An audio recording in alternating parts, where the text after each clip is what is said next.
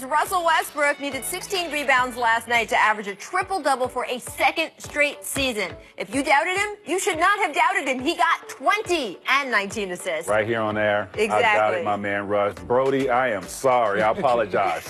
Well, he's got criticism for stat hunting. You were not criticizing for that. You were just saying you didn't know if he could get 40-plus in 3 games. Right. There have been people who haven't liked the way he's done this, and Dwayne Wade says, excuse me, 2 years in a row averaging a triple-double and still gets criticized? Y'all need to stop. And Tracy, I know you feel the same. Absolutely. I mean, come on. We've never seen this in our lifetime. Cut it out, man. Cut it out. Agreed. I'd like to make good TV and disagree, but I how you criticize greatness, something you never witnessed before? Again, if he averages 9.8 rebounds, it doesn't make him any greater than 10.1. So I don't think it's that big of a deal. It's a big deal. Triple-double. He's still a great player. Whether he twice. averages triple-double or not, he's still a great player. There you go. Welcome to The Jump. I'm Rachel Nichols. Our insider Brian Windhorst is here, and everyone needs to be a little careful of the Hall of Famer Tracy McGrady. He's in a fighting mood. I'm on edge today. I don't know how the next hour is going to go, but come hang out because we've got so much playoff stuff to talk about, and he's a little feisty, so it's going to be good. All right. So the first time Karl Anthony Towns told the story, he got emotional. It was about his draft night back in 2015 and how he promised Flip Saunders he'd make sure the Timberwolves ended the NBA's longest-running playoff drought. 2 months after Towns made that promise, Flip was diagnosed with Hodgkin's lymphoma. 4 months after Towns made that promise, Flip was dead. It has been a long 3 years since for the Timberwolves, and actually it's been a long 14 years since Flip and Kevin Garnett and Sam Cassell and Latrell Sprewell and all the crew took the team to its highest heights, a Western Conference Finals against Shaq and Kobe's Lakers. In the time in between, Wolves fans have watched players come and go, coaches come and go, promises made and broken. This past season alone has been a roller coaster. Remember, it was just back in March when Minnesota was the #3 seed in the West. The conversation was just how deep into the postseason they could go. Yeah, that turned out to be premature. Jimmy Butler got hurt. Some of the team's younger players disappeared. Tom Thibodeau did some yelling. Actually, that part was nothing new. Never mind. Anyway, it was great. It was just not a great scene for Minnesota. And yet, somehow, they found themselves taking the court against Denver last night in the NBA's first winner makes the playoffs, loser goes home game in more than 20 years. Sometimes games like that are duds, frankly. One team shows up, the other doesn't. But this one lived up to every bit of its billing as the young studs on both teams showed out and just relentlessly bludgeoned each other. I mean, I'm not a big fan of hyperbole in sports, but you cannot undersell the raw desperation in that building last night. Here's how Andrew Wiggins put it. It was like fighting someone physically and the loser dies. We were both fighting for our lives. Sometimes the Wolves surged ahead, but several times Denver kept coming, powered by Nikola Jokic, who was just downright nasty with 35 points. In the end, Minnesota would need every bit of the infusion of toughness that Tibbs had brought with him by peppering his rosters with players from his Chicago days. Jimmy Butler, remember, this was only his 3rd game back from knee surgery, and he was supposed to play only around 23 minutes. Ha ha ha ha ha. Instead, he played nearly 42, including the final 17 in a row to finish with 31-5-5. Then there was Taj Gibson, who's been battling a neck injury all week and was supposedly questionable for the play of this game. Again, ha ha ha ha ha. He said the training staff gave him, quote, the right kind of drugs. And sure enough, he was out there for 35 minutes, making the key steal on Jokic at the end of regulation that probably saved the Wolves' season. There were a lot of these big moments down the stretch. Wiggins has been he's been flat out rough at the foul line this season, shooting 64%. But he stepped up and made the 2 biggest free throws of his life to put his team ahead 110-106 in overtime. And Minnesota's defense, which has also had its rough moments this season, they were steadfast through the extra period as well, forcing 2 turnovers, holding a tired Nuggets team to 2 for 8 shooting. Afterward, the confetti rained down on the court, and the internet, hey, we all got a chance to revive this old Tibbs photo. That's always cause for celebration in itself. As for Towns, well, he was plenty happy. He was hugging his teammates. His parents were there. They were crying. But Karl himself actually didn't get emotional. There had been a time for that in the past, and he said he was sure he would be emotional again in the future. But for now, it was more simple and pure and matter of fact. I made a promise, he said in the post-game locker room, more than once. He did. And last night, he fulfilled it. And no matter what happens next, that's enough. Tracy, what did you learn from the Timberwolves I mean, last night? I learned a lot of things in this game, honestly. Jimmy Butler is a gamer. Being back only 3 games and putting out that type of effort, that's amazing. And the Timberwolves, when you're back up against the wall, how do you perform?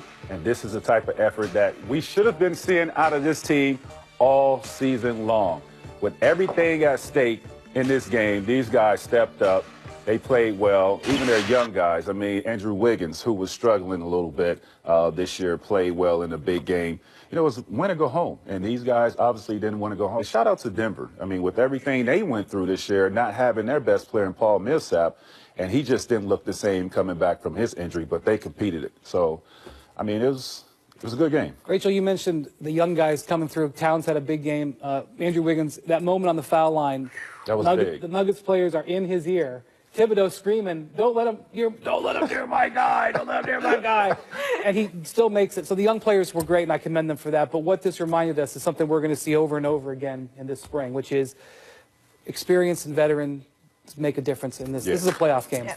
Down the stretch, Taj Gibson was a beast defensively on Nikola Jokic. This play, the guts it takes to make this play, because this could have been a foul. He'd have gone to the line, and that would have And been the it. ref is right there in the corner. Absolutely. I guess right, too. Exactly going for the ball. Because It was just otherwise you such a wouldn't very look- savvy play. And also down the stretch, Trace, they were you could see what Tibbs was doing. He went to Jeff Teague and Jimmy Butler in pick and rolls.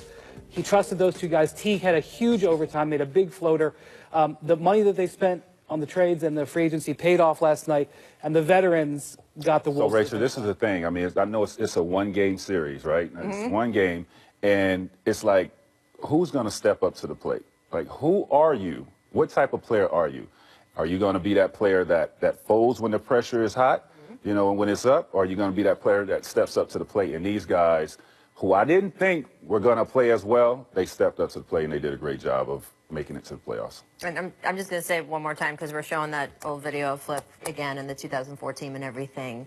That team last night showed up and honored those guys. Yeah. And they honored Rachel, I was Flip. there on draft night that night. I was there when Flip went down the street because they had traded in to get Tyus Jones. Tyus Jones was having a draft party down the Right. street. Flip was so excited that night that he had a night that was going to change the Wolves' future, and here it has. This is Flip's legacy, this team. Absolutely. So, Well shout out, presented. Flip. We are thinking about you. All right, I want to shift gears to the Nuggets, who, as Tracy noted, they showed up in a big way last night. Look, they'd won 6 straight going into this game last night, and we've made a big deal about the fact they wouldn't have been in that position if they hadn't lost to Memphis, if they hadn't lost to Dallas in the last month. But you know what? They did, and now they had to win out, and they almost pulled it off. This was a team going into the season where we were like, oh, they got to make the playoffs to have it be a success. But I don't know. I don't think so. I mean, if you look at everything that transpired with these guys, you losing Paul Millsap half of the season. Gary Harris was one of their young talent, was hurt. And it just, you know, they dealt with a lot of, you know, things this season. They have a bona fide up-and-coming superstar in Jokic. He is something special. Walking triple-double, can pass. I mean, he's probably the best big man passer in our game. And then with these young guys around it, if they could stay healthy, they'll make the playoffs next year. Yeah, it's very important in Denver to make the playoffs. It was a huge organizational goal.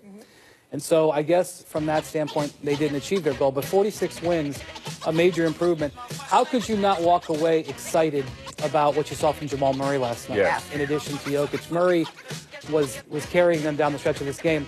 The big thing for them now, guys, is whether or not they're going to spend the money to keep these guys together. Jokic is eligible for a new contract this summer, which I think is probably going to happen. That's going to be costly. Will Barton, who was one of their best players last night, is going to be a free agent. Will the thrill, baby. They're headed, if they keep those two guys, they're headed into the luxury tax. That's not something that Stan Kroenke and Josh Kroenke, the ownership, have wanted to do very much in the past. So what Nuggets team will come back in the fall is going to be a big factor. Is it going to be easier for them to do that, though, because this is the summer of no money? A couple years ago, we had the summer of money. Everybody was just handing out Brinks trucks. They're individual. Everyone got an individual Brinks truck.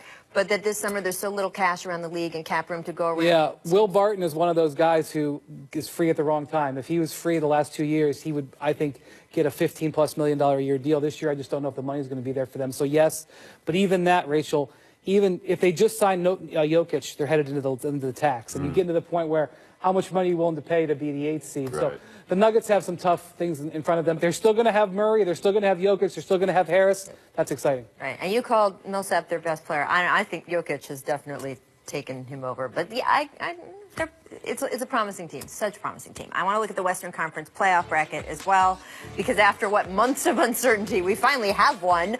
Who do you think has the easier route to the Western Conference Finals here, Trace? The Rockets or the Warriors? I have to go with the Warriors. I mean, simply because you're facing in your first round a Kawhi-less San Antonio Spurs team. I mean, that to me is a big loss for the Spurs. And I think, although Curry probably won't be healthy for this round, they still should breeze by San Antonio. I know it'll be a challenge because who their coach is and how these guys execute, but I think it's an easier path. I think if they were going to pick one of those possible opponents, I think they would have picked San Antonio. Maybe they would have picked Minnesota first, but I'm afraid of the second round. Yeah, I'm afraid of the Thunder. If I'm a team in the West, I'm afraid of the Thunder. They finished in the top 10 in offense and defense. That's typically the resume of a championship contender. They have experience. They have star-making guys. They have guys who can take over games. I would not want to face the Thunder in the second round. No. And so we'll see where Mbah Moute is coming back. And the Rockets have every reason to be confident. But I think you're right, Tracy. I kind of agree with you. I think it's kind of the Warriors. Well, the irony is the Rockets fought so hard for that #1 seed, and now that puts them on the harder side of the bracket. Although, again, you live down in Houston, Tracy. They want a Game 7 of a Western Conference Finals if it comes to that on their floor, and I think that is still the most important thing to them. I don't know. Our boy at Worldwide Wob tweeting. It said Rob in the copy, and I couldn't do it. Couldn't Just do call it. him You can't Wob. call him. Just You he's can't Wob. call him He's Rob. Wob. It just messed me up. He says, "I never wanted anything more than the lights turning off during Warrior Spurs Game 1 player intros and Kawhi rappelling down from the rafters. And because we love Rob here at the Jump, we are making his dreams come true." There you go, That Rob. exact face, Right? by the way. And the face moves through wiring, which I think is really talented. Well, why on his wouldn't part. it? Kawhi. Right? I mean, is there any shot we see this? No. I just can't believe he never played. I kept saying he's going to play. He's going to play. Even if he plays 5 games, he's going to play. I mean, he played 9 in the middle of the season, but you mean coming back? Yeah, I thought a week ago we'd be talking about, well, Kawhi's back. I just can't believe it, and I don't think they can believe it either. I don't think Pop would allow him to come back. At this point, I At agree. this point, no. Not at all. I mean, I don't think it's not right. I don't think he will be healthy. It's going to take him some time to get in game shape. He'll probably mess up the rhythm of these other players. It just won't be right. I don't know. This is coming from someone who doesn't like to acknowledge he used to be a member of the San Antonio Spurs, but you do know that locker room and you do know Pop, and you feel like that's just not going to happen. No. Yeah. No. All right. Coming up, I want to talk about the Sixers run because, 16 straight to end the season, and now people have got them. It used to be like, the conference finals was like the savvy pick. Now people are picking them for finals. People are picking them for post-finals. They've got 3 rings already in the last 2 weeks. The projections are off the charts. First, though, our distant replay. This date, 1997. 3 words, people. Peyton to Kemp. Oh, I can't wait for this. Square up overhand. Go. Oh, he made it look easy. Like that was only like So much 60% power. Right? And look at muscly Sean Kemp. Trim, fit. Got him rowdy here at the Key Center. Woo! Key center. Right? The old Key That center. was amazing. I'm telling you what, we have Brandon SK40. Stewart here yesterday, and their unis. You know what it makes me think of. This, The Sonics got to come back. The 90s The Sonics. arena, man. It is wicked chicken time again at Popeyes. I fry my chicken into wickedly twisted shapes to make them wicked crunchy and perfect for dipping. The best part? It comes with a side and a biscuit for just $4. That's a wicked good deal. Love that chicken from Popeyes.